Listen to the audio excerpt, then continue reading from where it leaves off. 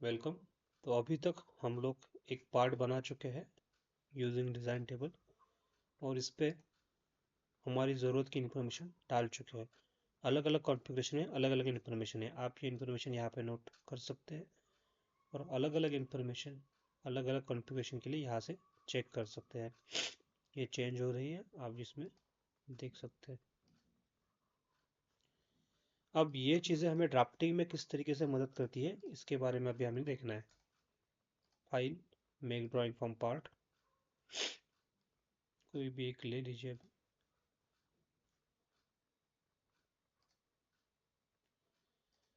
मैं सॉलिडवर्क्स की बेसिक चीज़ों के बारे में कुछ बोलूँगा नहीं, क्योंकि मैं मानता हूँ कि आपको थोड़ा बहुत सॉलिडवर्क्स आ रहा है, तभी जाके आप इस कोर्स के ऊपर आ रहे हैं। तो इसके लिए मैं बेसिक चीज़ें नहीं बोलूँगा। जो और डिज़ाइन ऑटोमेशन और फैमिली टेबल से रिलेटेड चीज़ें हैं, सिर्फ मैं उनके बारे में ही बात करूँगा।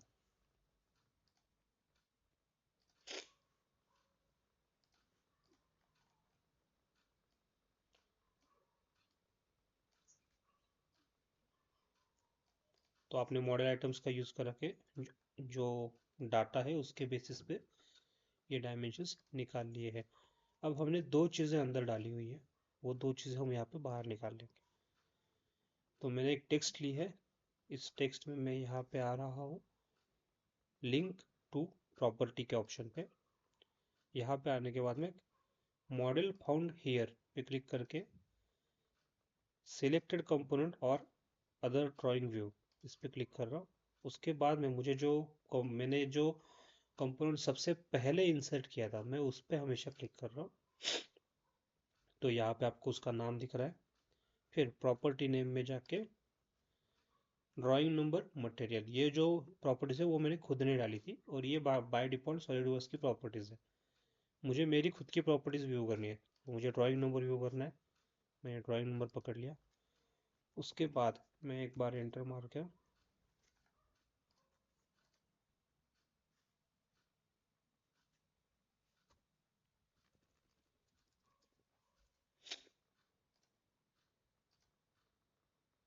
ओके कर रहा हूँ। उसके बाद मैं फिर से डबल क्लिक करा के एंटर लेके नीचे आ रहा हूँ।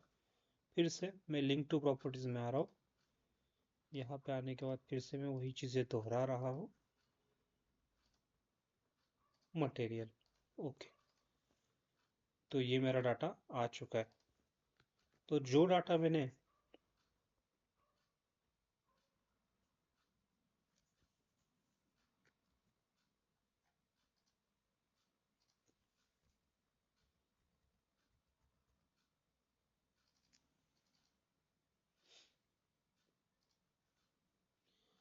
जो डाटा मैंने पहले इंसर्ट किया था इस फाइल में, वही डाटा आपको यहाँ पे दिख रहा है। जैसे मैंने दो डायमेंशंस डाली थी और ये इंफॉर्मेशंस डाली थी। तो अब मुझे अलग कॉन्फ़िगरेशन भी अगर देखना है, तो मैं कैसे देखूंगा? सबसे पहले जो मैंने क्लिक किया, पार्ट इंसर्ट किया था, उस पर मैं क्लिक करूंगा तो यहाँ पे मैं देखता हूँ रेफरेंस कॉन्फ़िगरेशन करके आता है, जहाँ पे आपको कॉन्फ़िगरेशन के अलग अलग नाम दिख रहे हैं। अभी मैं वही नाम रख रहा हूँ।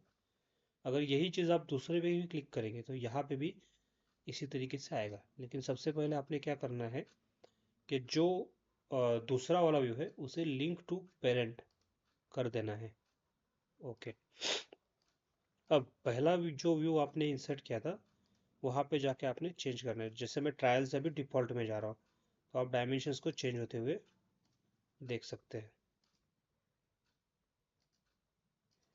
तो ये आपकी डायमेंशंस चेंज हो गई। यहाँ पे आपका ड्राइंग नंबर और मटेरियल भी चेंज हो चुका है। सेम चीज़ एक और बार करके देखते हैं फर्स्ट इंस्टेंस के साथ।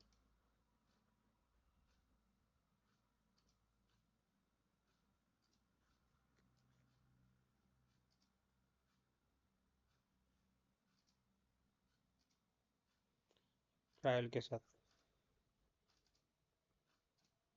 कभी कभी क्या होता है, ये जो टेक्स्ट रहती है, जब तक आप उसको खोलते नहीं है तो अपडेट नहीं होती है। ये नए वर्जन पे ये प्रॉब्लम शायद सॉल्व हो चुकी है, क्योंकि मेरे पास पुराना परपेचुअल लाइसेंस है जो 2016 का है।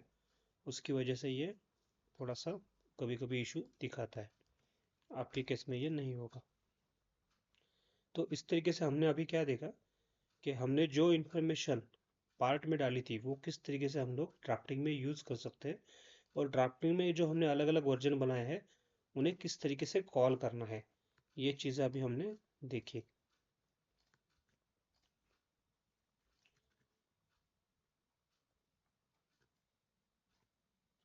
नेक्स्ट वीडियो से हम लोग पार्ट के डिज़ाइन टेबल में और डिटेल में जाएंगे।